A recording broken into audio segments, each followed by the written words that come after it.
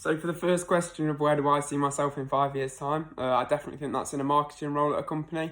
Definitely graduating university with obviously my business management and marketing degree, which I'm hoping to actually get a 2-1 in overall. So I recently got my work placement as well for my third year. That was at a company called Jet Press in Mansfield. So that's definitely a place where I want to be, probably in 5 years' time. They recently said at the interviews that they were looking for someone not just for a year, but actually after the end of university as well. So that's definitely a place where I'd want to be. As well, I'd like to be taking on more responsibilities in 5 years' time.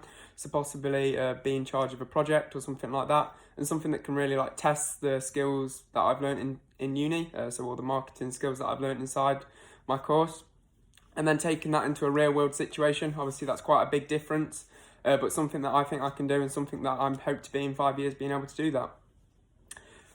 So the second question, which is tell a time where I've used excellent communication skills. This actually came with my online business. So a little background on that: it's an online business which is selling first and second hand designer clothing. Started that in about 2017.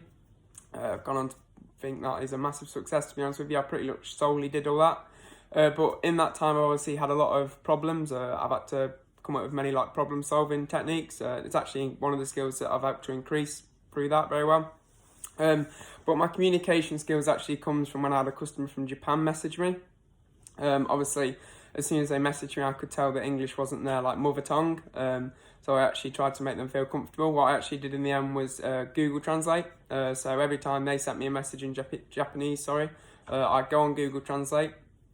I'd change that into English, and then I'd actually send that back, and then I'd be able to understand it, and then I'd say what I wanted to say to him, and then change that back to him, and then send it back to him. It was quite a long process, obviously, but at the end of the day, I wanted to make him feel comfortable, make him feel like I did appreciate him, and just not being awkward, and wanting to get in the full details that he obviously wanted. So that exchange actually came out really well. He was definitely happy. He bought off me many times after that, and he even advised friends with me. But obviously, yeah, that was one that obviously when you're selling abroad to different clients, you've got to really be aware of the differences that there might be. So for the final question as well, which is obviously what do I think my biggest weakness is? I'd definitely say my competitive attitude. This I think comes from the sport that I've done all my life pretty much, which is mainly like athletics and football.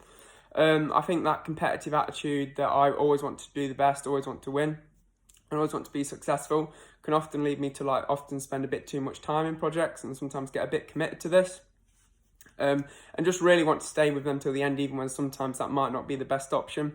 But it's actually a skill that I'm trying to improve a lot, just trying to not kick out, but definitely reduce the amount of competitiveness I have in a project, and just being able to really know and work on my decision making as well, to recognise when the project might not be able to stick through to the end, and just knowing how and when to leave it really.